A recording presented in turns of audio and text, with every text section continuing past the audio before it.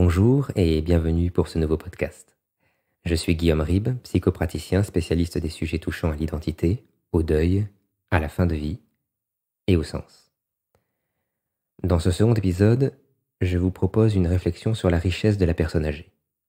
Sa richesse, et le terme n'est pas anodin, car c'est là la pierre angulaire d'un développement trop souvent interrompu au moment crucial. Si je parle de moment crucial, vous le verrez, cela n'a pourtant rien à voir avec la fin du voyage. Un sujet social, donc, aujourd'hui, s'attardant sur la valeur que peut avoir une personne sans, quelle insulte, productivité. Le monde tel que nous l'avons façonné est parfois une chose curieuse. Curieuse et injuste. Envers nombre de minorités, ce n'est en rien un scoop, mais également en Europe envers une majorité grandissante. Silencieuse certes, mais pourtant bel et bien en quête de repères, de sens et de valorisation. Il est donc grand temps d'aborder la valeur, la productivité, la richesse de la personne âgée. Et là, quel constat? Si, comme de tout temps, le mythe moderne insiste encore sur le fait que chacun gagnera au cours de sa vie en puissance, c'est-à-dire en capacité d'agir sur son entourage immédiat, par le bagage acquis durant une vie, par exemple la sagesse, l'expérience, la compétence, il n'y a rien de plus fallacieux. En réalité, et presque systématiquement, l'illusion se dissipe au moment de la mise en retraite ou du verdict d'incapacité définitive de travail.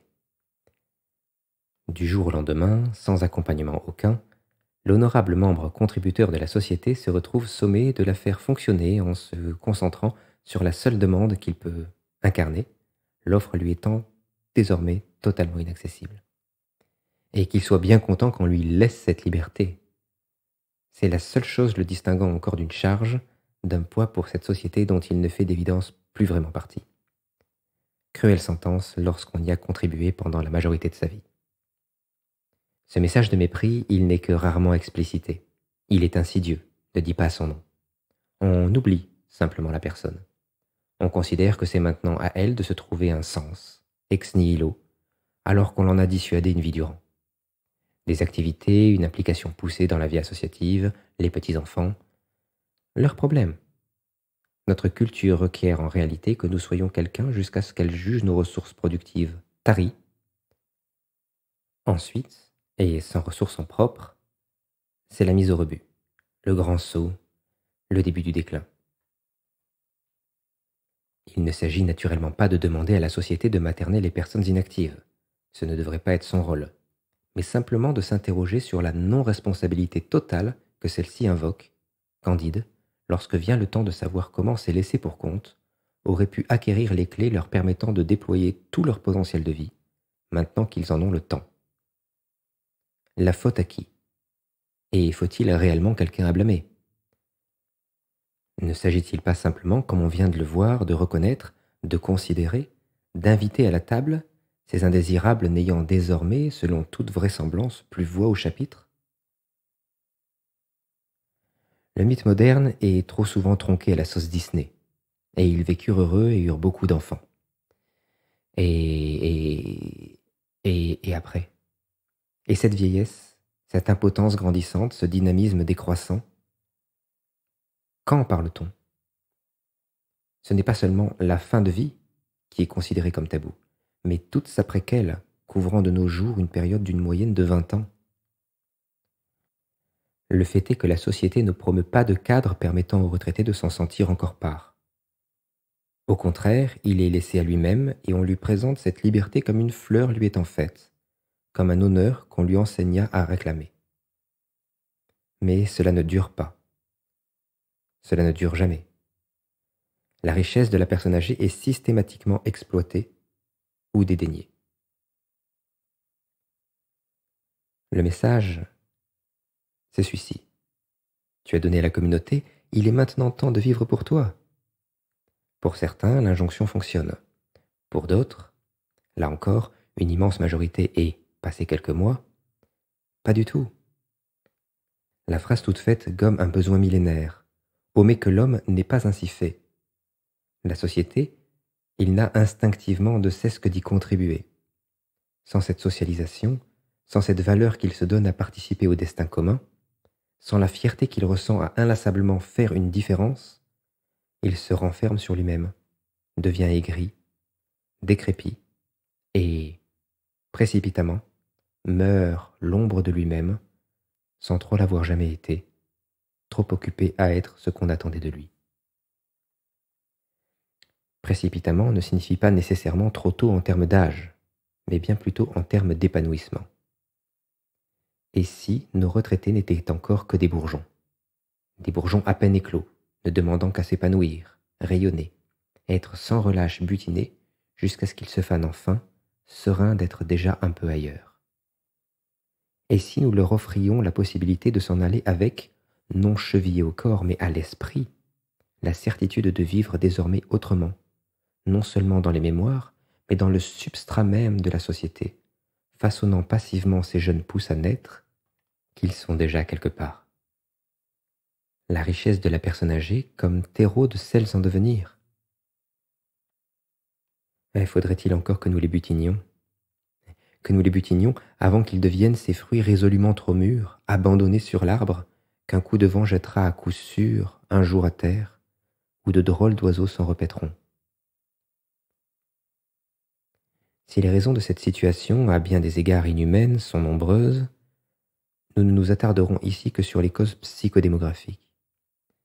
Après-guerre, la reconstruction de l'Occident monopolisa toutes les ardeurs, transformant l'individu en fière machine productiviste comme jamais auparavant. Revanche sur la vie, honneur pour les disparus, peur de ce qui grondait au-delà du mur, tension dans les colonies, le parfait cocktail pour une consommation galopante, laissée aux mains de jeunes survivants à l'insatiable et compréhensible soif de vivre, l'insatiable et consolatrice soif de se prouver à eux-mêmes en leurs propres termes, mais aussi et enfin l'insatiable soif, cette fois totalement utopique et déraisonnable, d'ainsi tromper la mort. En ces temps, la richesse de la personne âgée, comme de tout un chacun, se trouvait indubitablement à l'extérieur. La psychanalyse était en plein essor, certes, mais le plus souvent reléguée aux pathologiques sévères. Une psychanalyse clinique faite de riches femmes aux névroses socialement difficilement tolérables par leurs notables conjoints et d'ex-soldats à la psyché détruite par les ravages de la guerre.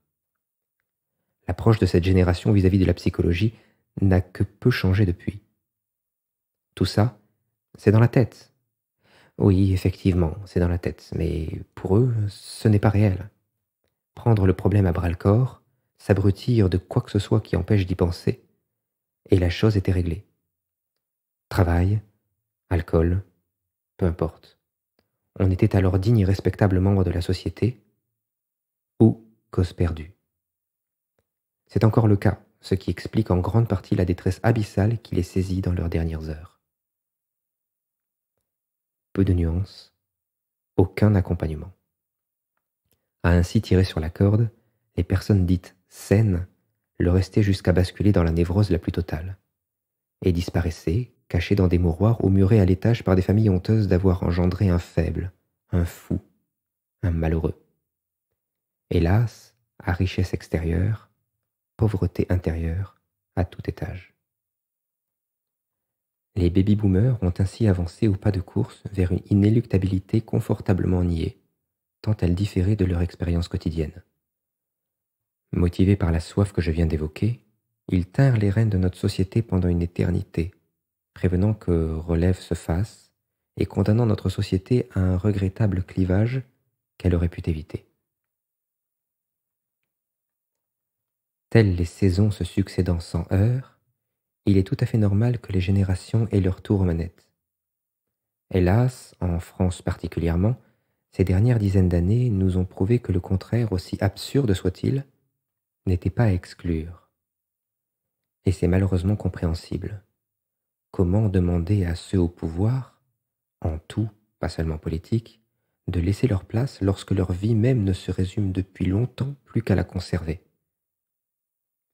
Les aspirations des jeunes de l'époque tuées dans l'œuf, on assista à un verrouillage en règle de tous les postes à responsabilité, ou tout du moins à fort honneur ajouté, par ceux ayant déjà joui de leur statut fort longtemps. Place aux jeunes? Quand? Cette atmosphère d'injustice généralisée ne fit que se répandre les années passant, jusqu'à, aujourd'hui, la bascule s'étant enfin faite, être devenue une politique sociale. Une politique sociale où l'ancêtre, au lieu d'inspirer le respect, la sagesse et la dignité, comme historiquement, est bien souvent perçu par les quadras et les quinquagénaires comme cet être méprisable refusant de crever, et dont il faudrait en plus s'occuper alors qu'il nous a tout pris. Dès lors, la richesse de la personne âgée, quelle qu'elle soit, ne compte plus. Une hostilité s'est mise en place. Hostilité qu'on aura désormais grande peine à dissiper. Et la chose n'est pas prête de s'arrêter avec la nouvelle génération qui souffre déjà du refus de la précédente de leur laisser le champ libre. Mais peut-on les blâmer tant ils ne l'obtinrent eux-mêmes que récemment? Aucune génération n'est prête à se sacrifier en bloc, et quel monstre l'exigerait? Mais c'est pourtant démographiquement ce qu'il faudrait pour que la montée en puissance d'une génération corresponde à l'âge de ses ardeurs premières, et non aux aubes de son déclin. Nous voilà donc arrivés à une impasse où chacun réclame son tour à juste titre, où tout le monde se considère jeune et plein d'avenir, et où ceux sortant du jeu sont automatiquement stigmatisés d'avoir voulu y rester trop longtemps, alors qu'ils n'y sont eux-mêmes plus pour grand-chose, ayant eux aussi souffert du mur que leur imposait leur père. Ainsi, on en est arrivé à une société où la personne âgée, qu'on laisse vivre en structure ou esselée à son domicile, devrait s'estimer bien contente qu'on la laisse consommer et ainsi contribuer à sa façon à une société au sein de laquelle elle n'est de toute évidence plus la bienvenue. Au-delà de la frustration légitime qui a donné naissance à cette approche, c'est pour notre avenir commun un péril sans nom. Un péril car chaque génération fait ainsi en grande partie fi de la précédente et que notre épanouissement général en prend un coup, stagnant de façon préoccupante, tombé sous le joug de notre triste fierté et de nouvelles technologies qui nous susurrent que l'immortalité, une certaine sorte en tout cas, est à portée de clic. Alors quoi? Le constat posé, les racines en partie exposées, que peut-on faire pour infléchir le processus de discrimination dont la personne âgée est victime? Y a-t-il seulement quelque chose à faire? Collectivement, individuellement? Sur quel levier jouer pour que chacun reprenne sa place sans trop empiéter sur celle d'autrui? Comment ramener un peu d'harmonie dans la dynamique intergénérationnelle? Et cela doit-il nécessairement être compliqué à mettre en œuvre? Après tout, si c'était simple, quelqu'un l'aurait déjà fait, non? Eh bien non, il ne semble pas. Ou alors les efforts sont inaudibles, car en nombre trop faible pour faire des émules, dérisoires quand opposés à la confortable fuite en avant de notre comportement actuel. Un comportement ayant de surcroît généré une explosion du secteur des services, dont à la personne, permettant à beaucoup d'actifs de vivre dignement, de subvenir à leurs besoins. Les vieux génèrent à nouveau de la richesse. Enfin de la richesse des autres. Plus exactement, ils sont considérés comme des mines à exploiter, comme des ressources tarissables, qu'il est dans l'intérêt commun de tarir d'une façon ou d'une autre. Mais c'est là une grossière erreur, car l'intérêt commun n'est pas là. Au lieu de nous attacher à épuiser leur richesse pécuniaire, peut-être pourrions-nous mettre en partage la valeur qu'aujourd'hui nous dédaignons allègrement. Peut-être pourrions-nous d'ailleurs tous en vivre, la faire vivre cette valeur. Peut-être pourrions-nous tous non seulement la reconnaître, mais encore une fois, nous en servir de terreau pour que celle à venir en soit un multiple et non une triste copie. Notre société contemporaine nous a fait croire et continue que la personne âgée, que le malade, que l'handicapé n'a plus de valeur intrinsèque, que leur valeur n'est plus que financière. On parle dès lors souvent d'ailleurs de capital, une valeur par définition ajoutée. Valeur, le terme est même un peu trompeur, on y préférera cyniquement celui de richesse, au moins cela collera-t-il au commerce que l'on en fait. Ainsi, il semble que l'être lui-même, et c'est inscrit en filigrane à tous les étages de la société, ne vaille plus rien. Au contraire, émotionnellement, psychologiquement, sa détresse coûterait même à autrui. C'est du moins ce que l'on entend dire ce dernier lorsqu'il s'ignore écouter. Après une vie de contribution sociale, les personnes âgées sont lâchées par le système sous prétexte d'avoir gagné le droit, soudainement, d'être égoïstes. Outrageux postulat. Produire, créer de la richesse, voilà ce dont on croit désormais la personne en retraite incapable, l'assommant de se contenter du rôle de consommateur assisté qu'on lui octroie. Bref, de se contenter des miettes. Ne pas faire de vagues, car en demeurant ainsi, la situation est génératrice d'une tristesse, d'une détresse, trouvant in fine son exutoire dans la consommation et le commerce de services. La richesse de la personne âgée, moteur d'une économie. Loin de moi l'idée de condamner ici le capitalisme ou notre modèle de société. Même si je le voulais, ce ne serait pas le lieu. En revanche, je voudrais pointer du doigt les omissions dont on fait souvent preuve à ne considérer les choses que par ce prisme, et le cynisme qu'on a à laisser ceux-ci opposants se battre contre des moulins à vent, tout en les encourageant pour la forme afin de mieux dormir le soir. Tout est fait comme s'il n'existait qu'une valeur, la valeur marchande, née de l'aptitude à se rendre productif ou à l'avoir été. Une valeur guerrière, concurrentielle par nature, une valeur plaçant d'un côté les encore forts et d'un autre les autres, les faibles. C'est inexact. Il en existe une autre. Mais d'abord, penchons-nous brièvement sur cette valeur martiale, prétendument unique et absolue.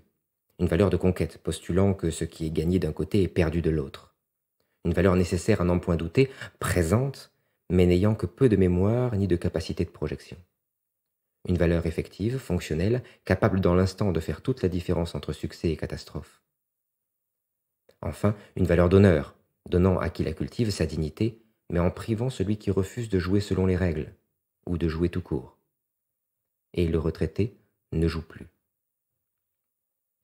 Cette valeur, hélas dominante sous nos latitudes, se moque de savoir si vous avez jadis contribué à la société, si vous êtes encore valide et capable de vous investir dans toutes sortes d'œuvres de charité et autres associations militantes.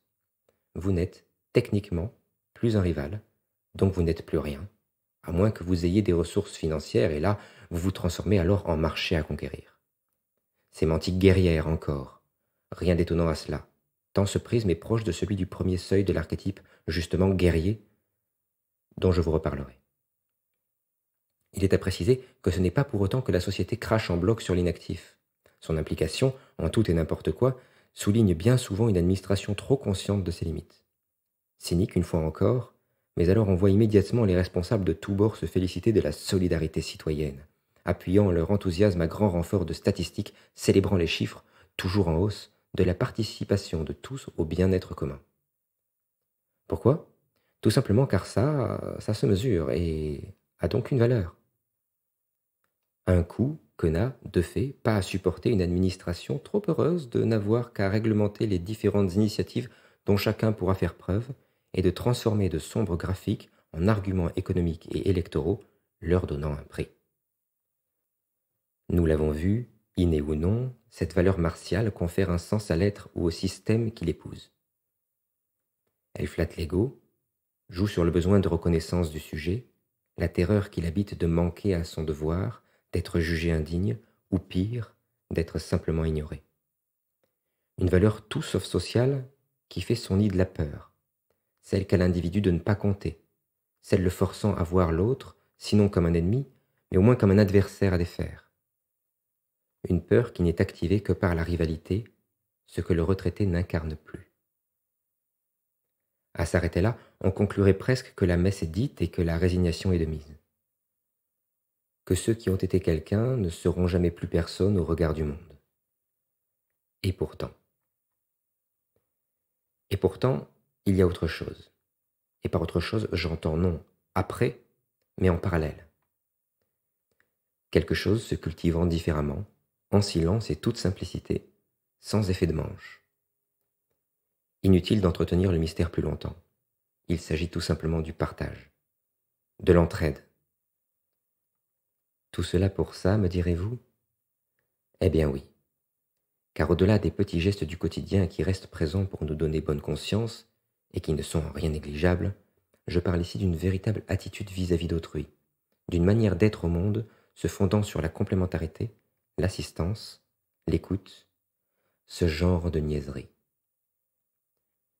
La valeur partage, la valeur altruiste, intergénérationnelle, la valeur de coexistence, d'interdépendance, aussi ancienne et archaïque que la première, avec laquelle nul n'est privé des fruits de sa peine lorsqu'ils sont acquis par d'autres. Une valeur de survie, elle aussi, de tolérance, d'acceptation. Une valeur chrétienne, me direz-vous? Elle finit par l'être, effectivement, mais elle est aussi propre aux autres cultures et religions tant elle les précède toutes sans exception, et ce de dizaines de milliers d'années. Cette valeur, elle est aujourd'hui, comme de tout temps d'ailleurs, par définition au moins à la base des interactions de l'inactif. Un inactif qui la pratique hélas encore trop rarement, et souvent par défaut, bercé par l'illusion que son argent le fait compter alors qu'il ne compte plus que son argent. Pourtant, cette illusion n'a pas à être, et n'est en rien une fatalité. Lorsqu'on cesse de se définir par son capital ou son pouvoir d'achat, il ne reste que la grande famille que nous sommes et la pente naturelle qu'a encore chacun d'enrichir l'autre de sa propre existence. L'inactif, le retraité, le malade, l'artiste aussi, par leurs actes et leurs discours, ont tous une pierre à apporter à l'édifice de cette société qui s'écroulerait sans leur contribution inestimable. Inestimable, oui, car nul ne peut même commencer à la quantifier. Transmission, apprentissage, instruction, ou tout bonnement sagesse, rien ne devrait se perdre sous prétexte que l'on pourrait s'en passer.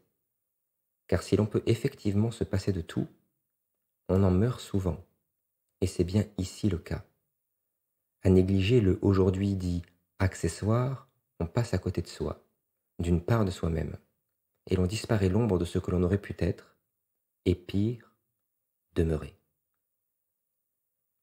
Il est aujourd'hui absolument crucial de renouer avec ce bon sens ancestral, d'abattre les murs érigés dans nos esprits, et de nous tourner vers autrui pour lui donner une chance de nous atteindre.